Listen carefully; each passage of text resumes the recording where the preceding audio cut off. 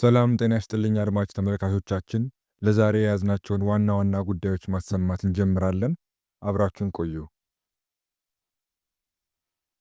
አሜሪካ በየዓመቱ የምታካሂደውን የዲቪ ሎተሪ አቆመች።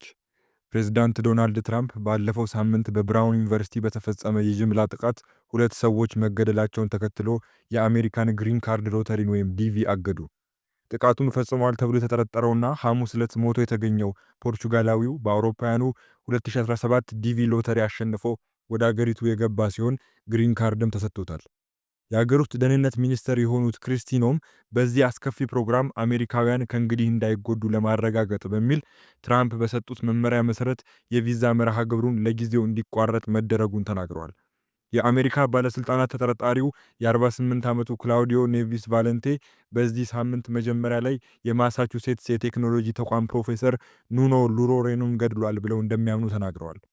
የዲቪ ሎተሪ ፕሮግራሙ በአሜሪካ በስደተኝነት በቂ ድርሻ ላላገኙ ሀገራት ዜጎች በየዓመቱ 50,000 ቪዛዎችን ይሰጣል። ይህ ደግሞ የአሜሪካ ዜግነትን ለማግኘትም በር ከፋች ነው። ኖም በማህበራዊ ሚዲያ ላይ ትራምፕ ቀደም ሲል በኒውዮርክ ከተማ 8 ሰዎች በጭነት መኪና ተገጭተው ከተገደሉ በኋላ ፕሮግራሙን ለማስቆም ታግለዋል ብለዋል። ኖም እንዳሉት የኡዝቤኪስታን ተወላጅ የሆነው ሳይፉሎ ሳይፖቭ የኢስላሚክ ስቴት ደጋፊ የሆነና ለተፈጸሙ ጥቃቶች በርካታ የዕድሜ ልክ እስራት የተፈረደበት ግለሰብ በዲቪ አንድ ፕሮግራም መሰረት ወደ አሜሪካ ገብቷል። ኃላፊዋ የፕሮግራሙን መቋረጥ ይፋ ያደረጉት የብራውን ዩኒቨርሲቲ ጥቃት ፈጻሚ ነው የተባለው ኔቪስ ቫለንቴ በሳሌም ኒው ሃምፕሻየር በሚገኝ መጋዘን ውስጥ ሞቶ ከተገኘ ከጥቂት ሰዓታት በኋላ ነው። ፖሊስ ግለሰቡ ሕይወቱ ያለፈው ራሱ ላይ በመተኮስ ባደረሰው ጉዳት ሊሆን እንደሚችል አስታውቋል። ፖሊስ ከህዝብ የተላኩ የቪዲዮ ማስረጃዎችንና ጥቆማዎችን በመጠቀም መርማሪዎችን ወደ መኪና ማከራያ ከላከ በኋላ የተጠርጣሪውን ስም ማግኘት መቻሉን ይፋ አድርጓል። ለ6 ቀን ያህል ግለሰቡን ሲፈልግ የነበረው ፖሊስ በስተመጨረሻም ተፈላጊው ግለሰብ በዚህ ስፍራ እንደሚገኝ ማረጋገጥ ችሏል። አንድ ሻንጣና 2 የጦር መሳሪያዎች ከተጠርጣሪው አስክሬን ጎን ተገኝቷል። በአቅራቢያው ባለ መኪና ውስጥ የተገኙ ቁሳቁሶች ከብራውን ዩኒቨርሲቲ ከተሰበሰቡ ማስረጃዎች ጋር ተመሳሳይ መሆናቸውን የሮድ አይላንድ ጠቅላይ አቃቤ ሕግ ፒተር ኔሮንሃ ተናግረዋል። የብራውን ዩኒቨርሲቲ ፕሬዝዳንት ክሪስቲና ፓክሰን እንዳሉት ኔቪስ ቫለንቴ ስመጥር በሆነው ትምህርት ቤት ተመዝግቦ በፊዚክስ የዶክትሬት ዲግሪውን ለማግኘት እየተማረ ነበር። ከብራውን ጋር ምንም አይነት ግንኙነት እንደሌለውም ጨምረው ገልጸዋል። ባለስልጣናት እንዳሉት ኔቪስ ቫለንቴ ሰኞ ዕለት የ47 ዓመቱን የማሳቹሴትስ ኢንስቲትዩት ኦፍ ኢንስቲትዩት ፕሮፌሰር ኑኖ ኤምፍ ጎሜዝ ሉሬሮ ከፕሮቪደንስ 80 ኪሎ ሜትር ርቀት ላይ በሚገኘው ብሩክሊን በሚገኘው ቤታቸው ተኩሶ ገድሏል ብለው ያምናሉ። ሁለቱም ሰዎች በ1990ዎቹ መጨረሻ ላይ በፖርቹጋል በሚገኝ አንድ ዩኒቨርሲቲ ውስጥ ተምረው እንደነበር ፖሊስ ያስታውቃል። ባለስልጣናቱ እንዳሉት የተጠርጣሪው ተሽከርካሪ በደህንነት ካሜራ መታየቱንና በብራውን ዩኒቨርሲቲ የሚገኙ አንድ የአይን ምስክር ከሰጡት ቃል በመነሳት ተጠርጣሪው ወንጀሉን መፈጸሙን ማመናቸውን ተናግረዋል። ይኸው መኪና ፕሮፌሰሩ በጥይት በተገደሉበት ቦታ አቅራቢያ ታይቶ ነበር።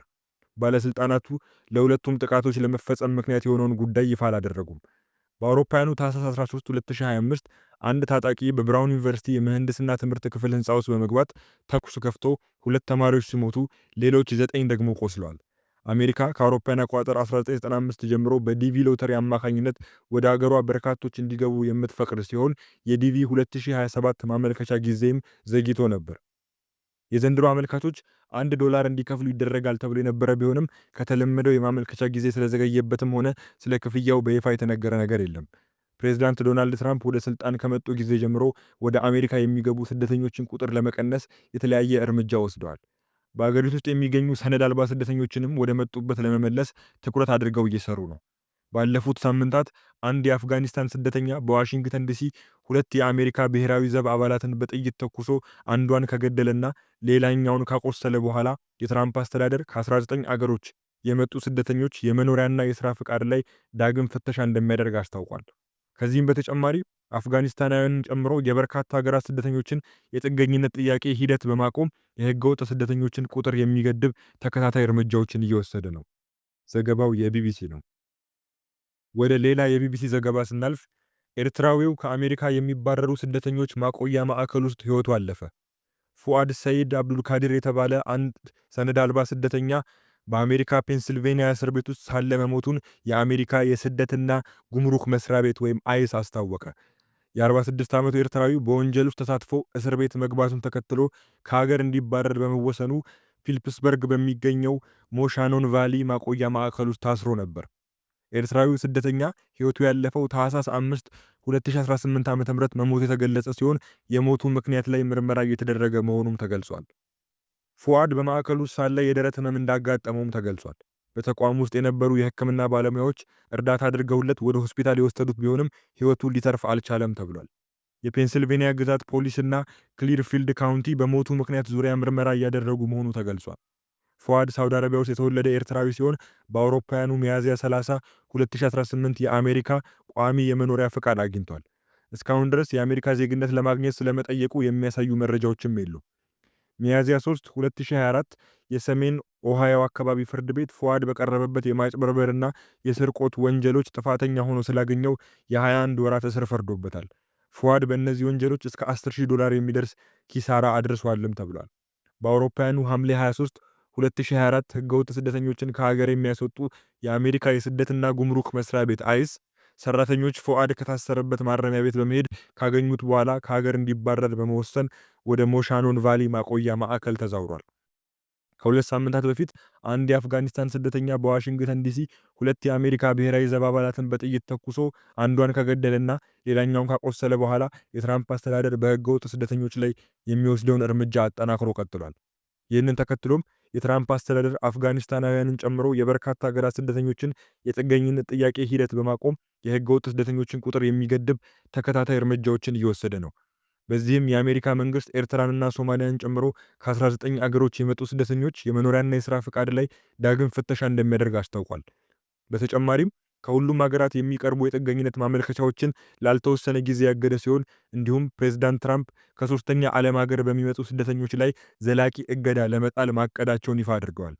ይህንን ተከትሎም የአሜሪካ የሀገር ውስጥ ደህንነት መስሪያ ቤት የተለያዩ ወንጀሎችን የፈጸሙና በጣም አደገኛ ስደተኞች ተብለው የሚታሰቡ ከመላው ዓለም የተውጣጡ ግለሰቦችን ዝርዝር አውጥቷል።